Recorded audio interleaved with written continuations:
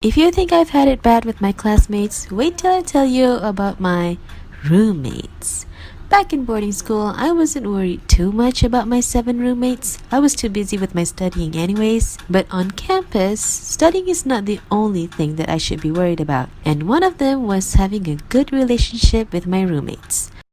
But boy, that did not turn out how I expected. I went through 3 different roommates throughout the 5 years in IPG, and each of them has a story. Let me start with the first one. She was in the same batch as me, but from a different class, and that's fine because I was not expecting to have one of my classmates as roommates anyways. If anything my mother taught me is that it's better to have a non-classmate roommates. That way, if any conflict happens in class, I don't have to deal with it back in my room. I wanted to be able to gossip about what happened in class. And surprisingly, we were able to get along. We gossiped about what happened in class and we kept each other entertained. This one time, I was talking to one of her classmates and she told me how amazing and generous she was. I was glad because I finally found a great roommate. But boy was I wrong. Turns out, she wasn't the best roommate I've ever had. I'll spare you the details of what she did for the good of everybody. But let's just say, my advice is, keep your belongings safe. After the incident, I straight up wrote a letter to the office saying I want to change my roommate. I found a senior without a roommate and I moved in immediately. So my second roommate was the senior. She was in her final year already, so I didn't worry too much. She was great, by the way. Probably the only roommate I was okay with. The only downside was the age gap. I respect elderly people, but I don't see them as someone I could be open with. It gets really uncomfortable talking about my crazy ethics with her, so we basically kept it casual. She was nice enough to let me tag along with her to the mall. She was very sweet. I heard she got married recently, so congratulations.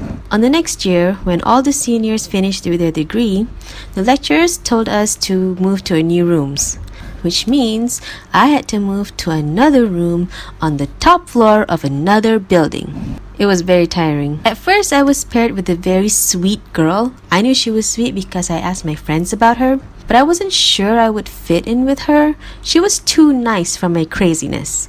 Then later, I got a call from someone from another class saying that she wants to be my roommate. I recognized her already because she was known to be one of the crazy ones in her class, so I thought she was perfect.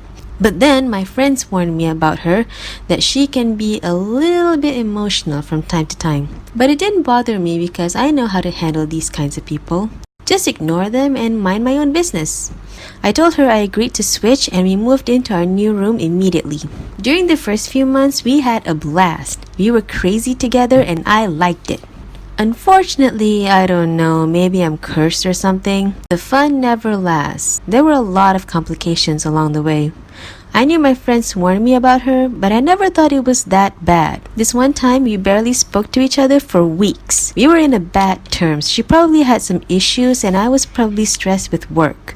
We just don't interact with one another. On one hand, I was fine with her needing some space, but on the other hand, I was not a fan of her stop compromising as a roommate. This one time, the light on my side of the room broke. It just doesn't turn on, but I was okay with that.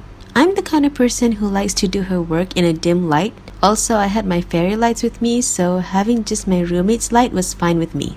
I know I should have reported this to the office, but I was too lazy that time. I don't even bother. But then one day, my roommate went out and came back a little later than usual. It was getting dark and I was about to make dinner, so eventually I needed more light, so I turned on the light on her side of the bed just to get a clear view.